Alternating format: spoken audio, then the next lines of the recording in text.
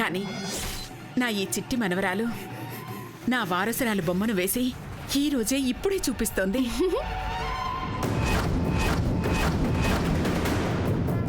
కొండమ్మా, వెళ్ళి చార్ట్ తీసుకురా.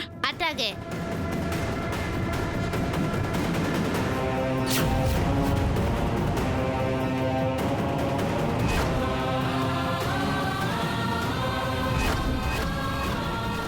ఏమైంది?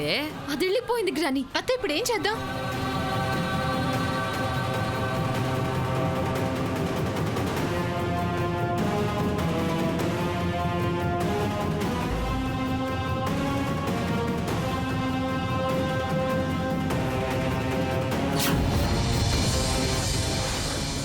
ఏమండి,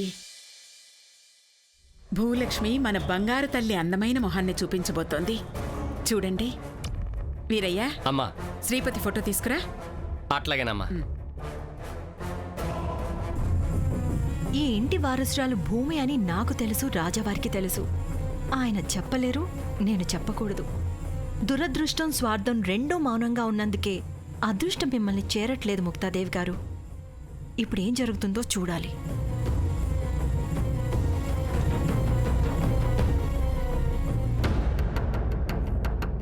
ఇట్టే ప్యాక్ చేసేట్టున్నారు. పాడైపోతాయనమ్మా. ఇందులో ఉన్నది కూడా ఒకటి పాడైపోయిన బొమ్మనే కదా వీరయ్య తాత.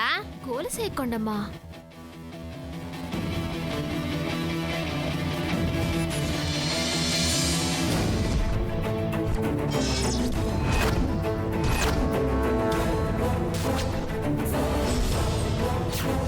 భూమి, ఏమైందమ్మా?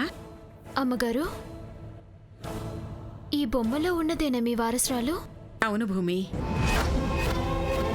రంగు పడి మొహం కనబడకుండా పోయింది. ఇప్పుడు నువ్వే ప్రాణం పొయ్యాలి. దేవుడిచ్చిన ఇద్దితోనే పానం పోతానమ్మగారు.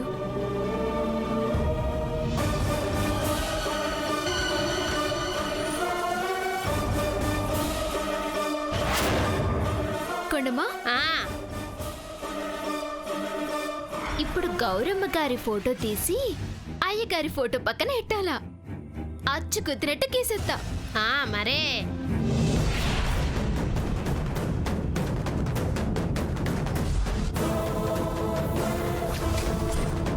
ఎందుకే ఇలా తిప్పుతున్నావు? ఆ భూమి బొమ్మ గీయకూడదు గ్రాని.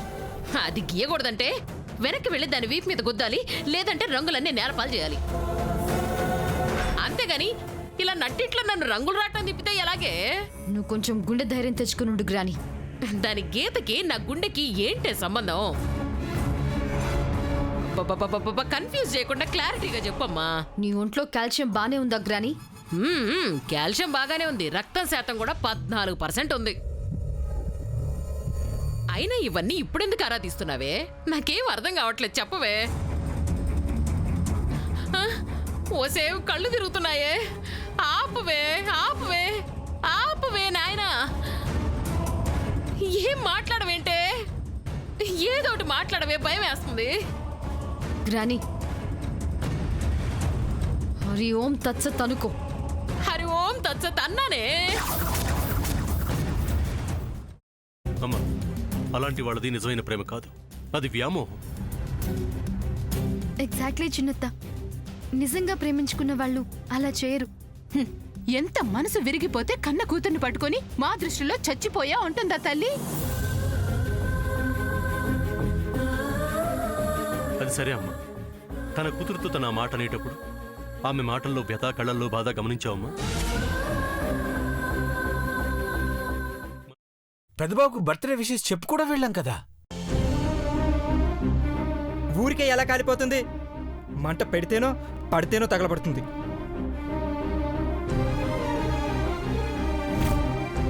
కరెక్ట్ చిన్నబాబు, నీకొచ్చినట్టే నాకు డౌట్ వచ్చింది.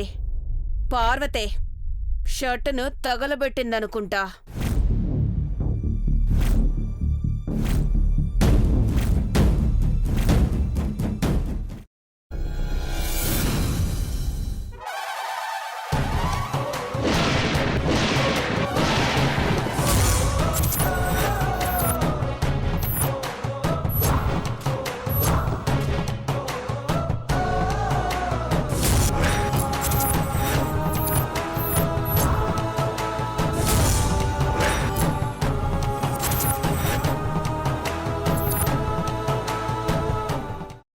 వేసుకున్న తర్వాత పొట్టు తీసేసి చాప్ చేసి పక్కన పెట్టుకోవాలి.